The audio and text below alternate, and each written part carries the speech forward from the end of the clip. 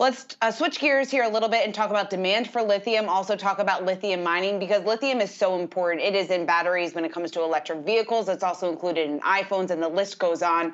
So we want to talk about this with the CEO of Lithium Americas. We have Jon Evans joining the show. And Jon, it's great to have you on the program here today. Let's just take a step back and talk big picture, the global demand for lithium, because when you take a look at what lithium is in, like batteries for electric vehicles, like iPhones, and the list goes on and on and on. It's a very, very important component. What does the global demand picture look like for lithium over the next 5 to 10 years?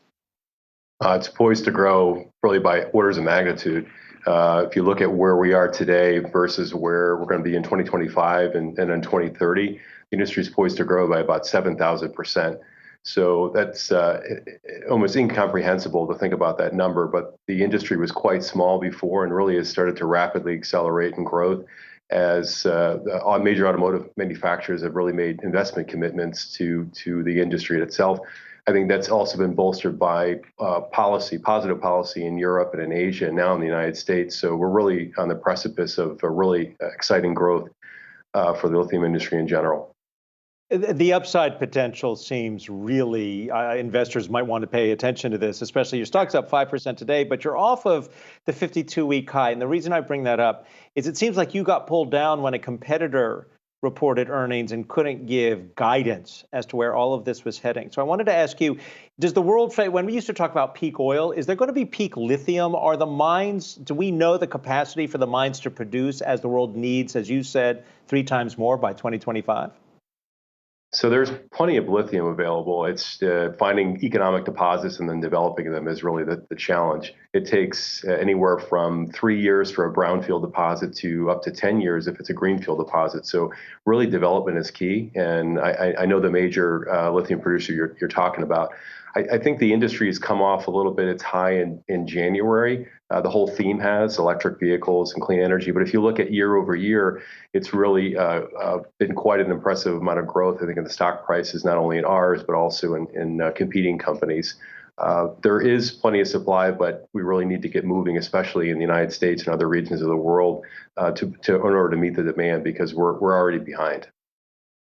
And talking about already being behind, the fact that we are so reliant on foreign supply of lithium at this point, I guess, to what extent does this threaten the next phase of innovation here in the U.S.? It's kind of threefold when you look at really what lithium is addressing. Number one is climate change. So you really can't address climate change without batteries. So vehicles being the biggest contributor to the carbon balance deficit that we have globally. I think second, competitiveness for the U.S. And actually even Europe. When you look at the electric vehicle has really taken off in Asia first, although Tesla has been an early mover and should be really commended. We really need to start to get things moving quickly in here, and that the third leg of this is really green jobs. And there is a real opportunity here as we move to decarbonize and as vehicle fleet compositions change for really good paying jobs to be developed out of all this. If you look at our proposed and project that we're developing in Nevada, we're not a mining company. We're actually a chemical company. The mining is actually going to be done by a coal company who's actually pivoting to the lithium space. So a real world example of sustainable green jobs that can come out of all this. Let's talk about it's the Thacker Pass project. And what will this mean when it's up and running? For I don't know if the United States could ever be self-sufficient with lithium, but what does that mean for our U.S. security and production of lithium? Well, it certainly can help make a dent, and we won't be the only ones. There'll be additional operations that'll be needed. But if you look at the demand today, if you look at the amount of electric vehicles, battery density, it's about 30,000 tons of demand today, this year. It'll go to over 100,000 tons in 2025, and then it'll be 350,000 tons just for the United States by 2030. If you look at the industry today, if you look at all the capacity in the world, if it was on right now, that's about 600,000 tons. For an industry, if I look at the total global demand by 2030, it's nearly 2 million tons. So there's a bit of a race, and there's especially a look now to develop and to localize supply chains.